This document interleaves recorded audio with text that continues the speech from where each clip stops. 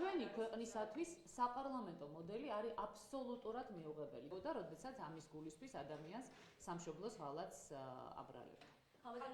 მოგესალმებით, მინდა საზოგადოებას გავაცნო ჩემი მოსაზრებები კიდევ ერთხელ იმ აჟიოტაჟთან დაკავშირებით, რომელიც ატყდა საკონსტიტუციო ცვლილებებთან დაკავშირებით.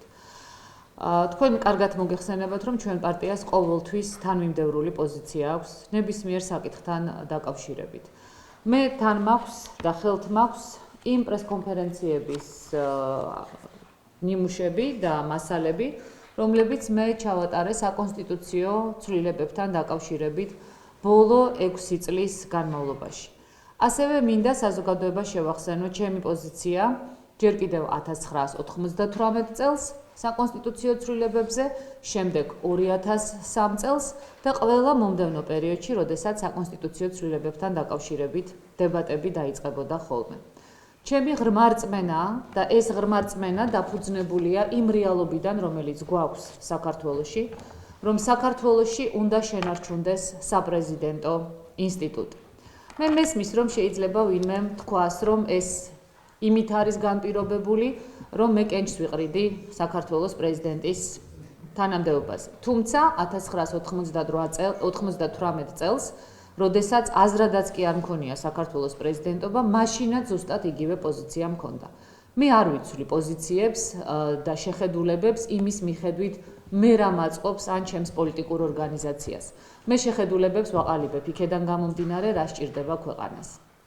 დღეს ძალიან ბევრი საუბარია იმასთან დაკავშირებით, რომ საქართველოს სრულყოფილად უნდა გადაიქცეს საპარლამენტო რესპუბლიკად. ეს იქნება ქვეყნის პრაქტიკულად დაქცევა და სახელმწიფოებრიობის გაუქმება. ამას ვამბობ სრული პასუხისმგებლობით. ვიცი შემომედავებიან ადამიანები, რომლებიც ამ მოდელის მომხრეები არიან და იტყვიან, რომ ძალიან ბევრ ევროპულ ქვეყანაში ეს მოდელი წარმატებით მუშაობს.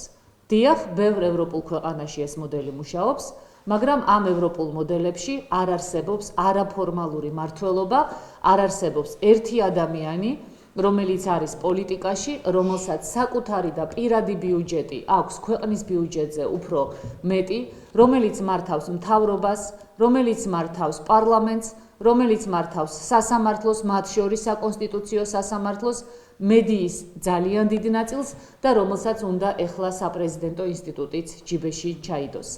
საპარლამენტო რესპუბლიკა მისაღებია მხოლოდ და მხოლოდ იმ სახელმწიფოებისათვის, სადაც არსებობს ძლიერი დემოკრატიული ტრადიციები, სადაც არსებობენ ძლიერი პოლიტიკური პარტიები და სადაც არ ხდება პოლიტიკური პარტიის ლიდერების დაშანტაჟება ან მოსყიდვა, სადაც პარტიები არ იშლებიან ხუხულასავით არჩევნებში წაგების გამო, სადაც პარტიები არჩევნების წაგების შემდეგაც ღირსეულად და სერიოზულად აგრძელებენ ბრძოლას მომავალი საპარლამენტო არჩევნების მოგებისათვის.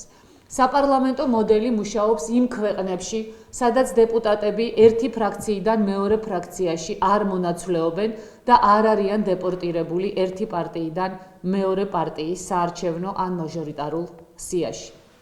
სრული პასუხისმგებლობით შემიძლია ვთქვა, დიახ, ქვეყანაში უნდა იყოს არა ნახევარი მოდელი, იმიტომ რომ ყველა ნახევარი საკონსტიტუციო მოდელები არის პრობლემების შექმნელი. ქვეყანაში უნდა არსებობდეს საპრეზიდენტო მმართველობა და ქვეყანაში უნდა იყოს ძლიერი პრეზიდენტი, რაც გულისხმობს ამავდროულად ნორმალური კონსტიტუციის პირობებში, გულისხმობს ნორმალურ და ძლიერ მთავრობას და ძლიერ პარლამენტს. დღეს ლაპარაკია მოდელზე, სადაც არც პარლამენტი, არც მთავრობა, არც პრეზიდენტი რეალურად არაფერს არ გადაწყვეტს და ყველაფერი დამოკიდებული იქნება უხილავ ხელზე. კარგად დაფიქრდით, მეგობრებო. დღევანდელი პარლამენტის უმრავლესობა, რომელმაც შეფარვით დაიწყო საპრეზიდენტო ინსტიტუტის გაუქმებაზე, პრაქტიკულად გაუქმებაზე საუბარი და საკონსტიტუციო ცვლილებებზე საუბარი. დღევანდელი ეს უმრავლესობა არჩეულია იმაზე ნაკლები რაოდენობის ადამიანებით, ვინც ისინი აირჩია 2012 წელს, თუმცა მაშინ მათ საკონსტიტუციო უმრავლესობა არ ჰქონდა. 2012 წელს პრაქტიკულად საქართველოს მოსახლეობის, სრული მოსახლეობის 30%-მა მისცა ქართულ ოცნებას მხარი დაუჭირა.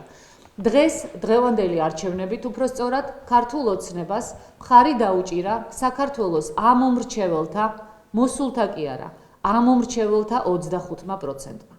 ამ უმრჩეველთა 25%-ის მანდატით საქართველოში ქართულმა ოცნებამ მიიღო პრაქტიკულად აბსოლუტური უმრავლესობა საქართველოს პარლამენტში და დღეს მას უნდა, რომ საკონსტიტუციო ცვლილებებით დანარჩენ 75%-ს მოსახლეობისას, რომელიც ან არ მივიდა არჩევნებში, ან ქართული ოცნების საწინააღმდეგოდ მისცა პრაქტიკულად ხმა, ყველა ამ ადამიანს თავს მოახვიოს საკონსტიტუციო მოდელის ის ტიპი, რომელიც ქართული ოცნებისთვის უფრო სწორად ბიძინა ივანიშვილისათვის არის მისაღები.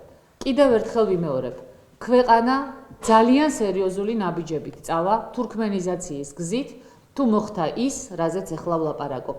და ერთი ძალიან საინტერესო ციფრები, რომელიც გამოქვეყნდა ამ რამდენიმე დღის წინ. საქართველო არის იმ ქვეყნების 4-ში, სადაც მმართველ პარტიას წარმოუდგენლად დიდი უმრავლესობა აქვს პარლამენტში. ჩვენ საპატიო ადგილზე ვართ ჩინეთთან და ჩრდილოეთ კორეასთან ერთად. ეს ქართული დემოკრატიისთვის ძალიან სერიოზული გამოწვევა გახლავთ, კარგად დაფიქრდით. მე მახსოვს სკეპტიკური განცხადებები და ჩემი კრიტიკა კი არა, ლანძღვაგინება, როგორ ბედავდი 2003 წელს საკონსტიტუციო ცვლილებებს შევწინააღმდეგობოდი და მესია მიხეილ სააკაშვილის საწინააღმდეგო აზრი გამომეთქვა. მე მახსოვს სხვა დროის კრიტიკაც, როდესაც ეგრეთ წოდებული მესიების მიმართ კითხვის ნიშნებს სვამდი. საქართველოში სანამ მესიებზე სწორება არ დამთავრდება, ქვეყანა ფეხზე ვერ დადგება და სახელმწიფოდ ვერ გადაიქცევა. ეხლაც არ მინდა, რომ საქართველოს პარლამენტი და მოსახლეობის დიდი ნაწილი სწორებას მესიაზე აკეთებდეს. ვინც არ უნდა იყოს ის, იმიტომ რომ ეს ქვეყნისთვის დამღუპელია.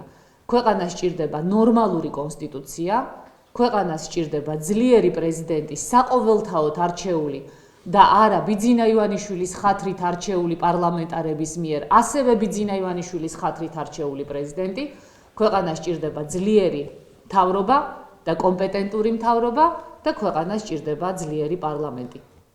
მხოლოდ ამ ბალანსის შენარჩუნების შემთხვევაში ჩვენ შევძლებთ, რომ ჩვენს მომავალ თაობებს დავუტოვოთ სახელმწიფო და არა ერთი პირის საწარმო.